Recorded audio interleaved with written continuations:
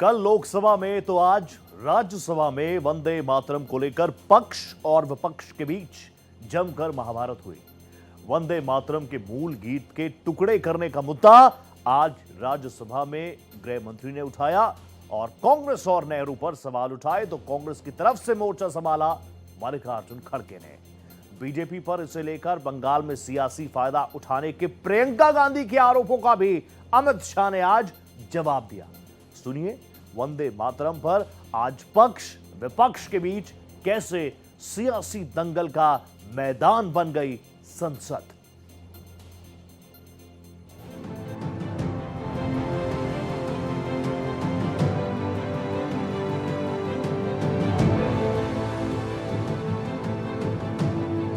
जवाहरलाल नेहरू जी ने वंदे मातरम के दो टुकड़े कर उसको दो अंतरों तक सीमित करने का काम किया।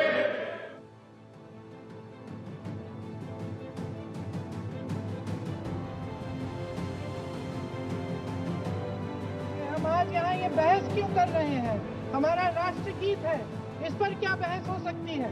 बंगाल का चुनाव आ रहा है, हमारे प्रधानमंत्री अपनी भूमिका निभाना चाहते हैं उसमें। तम ही दुर्गा दश प्रहरण धारिणी कमला कमल दल विहारिणी वाणी विद्या दायिनी नमामि त्वाम नमामि कमलाम अमलाम अतुलाम सुजलाम सुफलाम मातरम वंदे मातरम।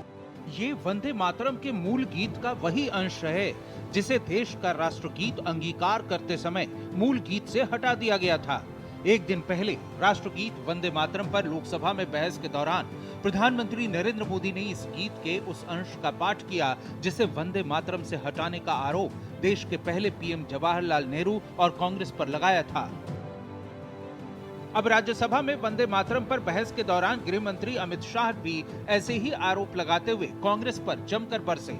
शाह ने आरोप लगाया कि नेहरू ने वंदे मातरम के टुकड़े किए जिससे देश भी बंट गया, जिसका सदन में विपक्षी सांसदों ने विरोध किया। मैं कल देख रहा था कांग्रेस के कई सदस्य आज वंदे मातरम की चर्चा क्यों जरूरी है और इसको एक राजनीतिक हथकंडा या तो मुद्दों पर से ध्यान भटकाने का एक हथियार मानते थे। मान्यवर मुद्दों पर चर्चा करने से कोई नहीं डरता है। संसद का बहिष्कार हम नहीं करते हैं। संसद का बहिष्कार अगर करना है। गृह मंत्री ने कहा कि जिस महान राष्ट्रगीत का 100 साल पूरा हुआ तो इंदिरा गांधी की सरकार ने इस गीत का महिमा मंडन करने की जगह आपातकाल लगा दिया, देश को बंदी बना दिया गया और अब राष्ट्रगीत के 150 साल पूरे होने पर उसी कांग्रेस के नेता इस चर्चा का विरोध करते हैं। उन्होंने कांग्रेस पर आरोप लगाते हुए कहा कि वंदे मातरम का विरोध कांग्रेस के खून में है। कोई भी मुद्दा हो हम चर्चा करने के लिए तैयार है, परंतु वंदे मातरम के गान की चर्चा को, वंदे मातरम के गान पर की चर्चा को टालने की ये मानसिकता ये नई नहीं। वंदे मातरम के 50 साल हुए, देश आजाद नहीं हुआ था और वंदे मातरम की स्वर्ण जयंती हुई 1937 में। तब जवाहरलाल नेहरू जी ने वंदे मातरम के दो टुकड़े कर उसको दो अंतरों तक सीमित करने का काम किया। अमित शाह ने एक दिन पहले लोकसभा में प्रियंका गांधी के लगाए गए आरोपों का जवाब भी दिया। प्रियंका ने कहा था कि वंदे मातरम पर यह चर्चा इसलिए करवाई जा रही है क्योंकि बंगाल चुनाव में पीएम मोदी इसका सियासी लाभ लेना चाहते हैं। साथ ही देश के मूल मुद्दों से ध्यान भटकाने की कवायद बताया था। जबकि अमित शाह का कहना है कि गुलामी के दौर में वंदे मातरम गीत ने घनघोर अंधेरे के बीच लोगों के मन में आजादी के खिलाफ लड़ने का जोश जगाया था। इसके 150 साल पूरे होने पर आज सदन में इसके महिमा मंडन से आने वाली पीढ़ियों को प्रेरणा मिलेगी। मां भारती के प्रति समर्पण का भाव तेज होगा। हम आज यहाँ ये बहस क्यों कर रहे हैं? हमारा राष्ट्रगीत है, इस पर क्या बहस हो सकती है? हम ये बहस यहाँ आज 2 वजहों से कर रहे हैं। पहला कि बंगाल का चुनाव आ रहा है, हमारे प्रधानमंत्री अपनी भूमिका निभा भटकाना चाहते हैं उसमें। और दूसरी वजह ये है, ये मकसद है, पुरानी मकसद इनकी अध्यक्ष महोदय, कि जिन्होंने स्वतंत्रता की लड़ाई लड़ी, जिन्होंने देश के लिए बड़ी बड़ी कुर्बानियां दी, उन पर सरकार नए आरोप लादने का मौका चाहती है। देश का ध्यान फिर से जनता के ज्वलंत मुद्दों से भटकाना चाहती है। यही एक मकसद है आपका मकसद है कि हम फिर से उसी अतीत में मंडराते रहें, उसी की तरफ हम देखते रहें जो हो चुका है, जो बीत चुका है। मैं कल देख रहा था कांग्रेस के कई सदस्य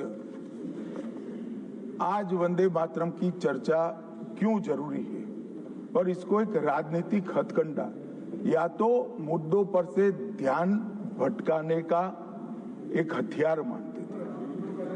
मान्यवर, मुद्दों पर चर्चा करने से कोई नहीं डरता है। संसद का बहिष्कार हम नहीं करते हैं। संसद का बहिष्कार अगर करना है, संसद का बहिष्कार न करे, संसद चलने दे, तो सब मुद्दों पर चर्चा होगी।